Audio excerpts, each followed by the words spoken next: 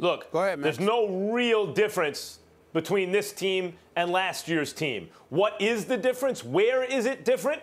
On the offensive line, as I try to tell everybody every day, it still comes down to that. Still comes down to O-line play in the NFL. Still comes down to the paint in the NBA, right? I mean, things change a bit, but not so much. And if you can't pass block and if you can't run block, pass protect and run block, you're going to have problems. I'm not saying Dallas is bad at it, though they got pushed all around the field by Denver, right, week 2. They look good against the Giants, who turn out to be a pathetic squad this year. Denver manhandled them, and when I saw that, I was thinking, what happened to the Dallas Cowboys offensive line?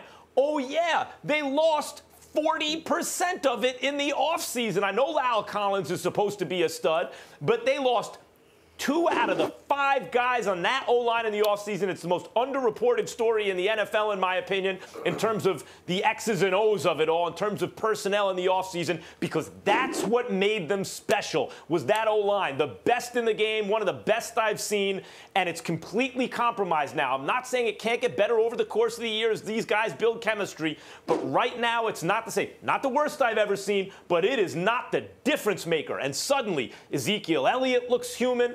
Dak Prescott is not quite as effective. The receivers are like, no one is as good as they used to be, are they? Suddenly. Why is that? 2 out of the 5 guys are gone. As I said last week, imagine if the Warriors were without their 2nd and 4th best player. No Steph and no either Curry or Clay or Draymond. How would they be? Would they be a little bit different? Yes. Same thing with Dallas. Otherwise, it's basically the same team. But they lost what made them special. Max, I mean, how could you say that, Max, when you look at the offensive line standpoint? Yeah, they're not the same offensive line, but they were up on Green Bay. No matter what kind of offensive line you have, when you have the lead, your defense is supposed to hold, Max. I don't care how you look at it. Then your quarterback leads you to have the lead at the end. And then your defense doesn't hold. So it's a little bit more than the offensive line. Yeah, we can say that. But in this particular game, it was about that defense not being able to hold. Well, how about that? Well, first they of all, didn't hold in the playoffs either. Aaron Rodgers. Well, forget the playoffs. Why are you bringing up the playoffs when you just said they're a different team because of the offensive line? The fact of the matter is, make up your mind. Because if you're playing Aaron Rodgers if Aaron Rodgers has the ball with a minute plus on the clock, how many losses do they have? They should have ran it on second down. Hold on. I'll let everybody speak. How many losses do they have? Last time I checked, they played 5 games. Did they play Aaron Rodgers 5 games? No, they played him once. Right, that's the O-line. Did they lose? Did they lose to Jared Goff last week? Did they lose to Jared Goff last week? That's the Was that Aaron Rodgers? O-line. So in other words, what I'm trying to say to you is, no, it's not the offensive line. It's their defense. They're 29th ranked defense, okay? 20th against the rush. Have you ever, hold on, listen, we hear your echo, okay? Listen for a second. Let me ask you this question, Max. Who's this guy, Aaron Jones? Who is he?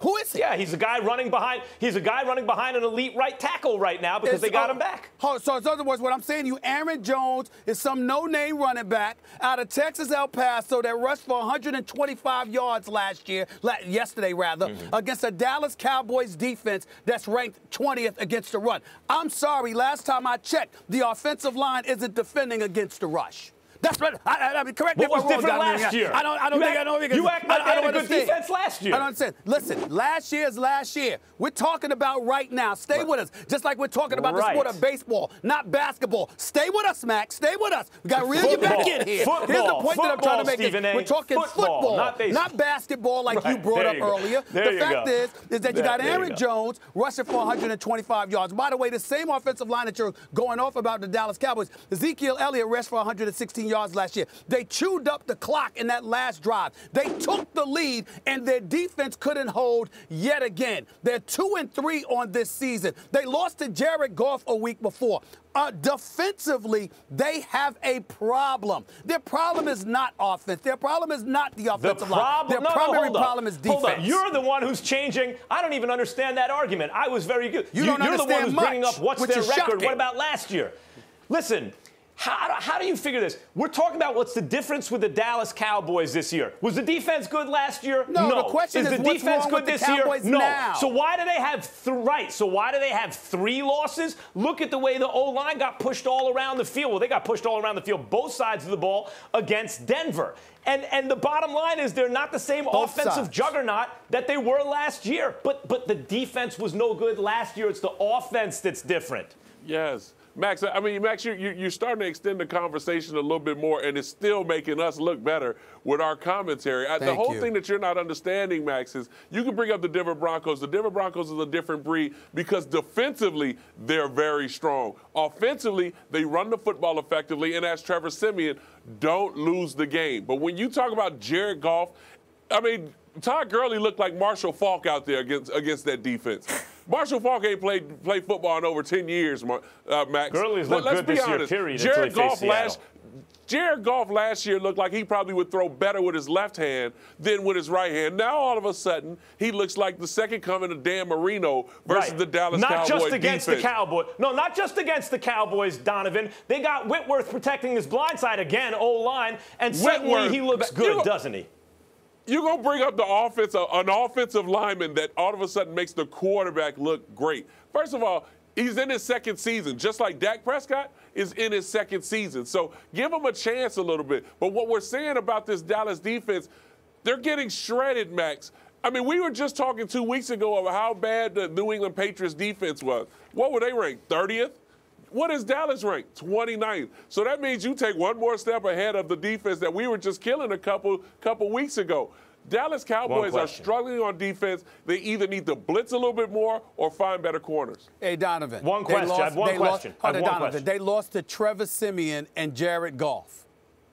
Trevor Siemian and Jared Goff. Right, and Max how is was the talking defense last year? Unbelievable. How was the defense last year? How was the defense last year? Not so good, was it? But the offense was a lot better, right? I rest my case. Oh, gentlemen, we are out of time. All I know is that Dak Prescott, the new face of Dan and Yogurt, is not the issue.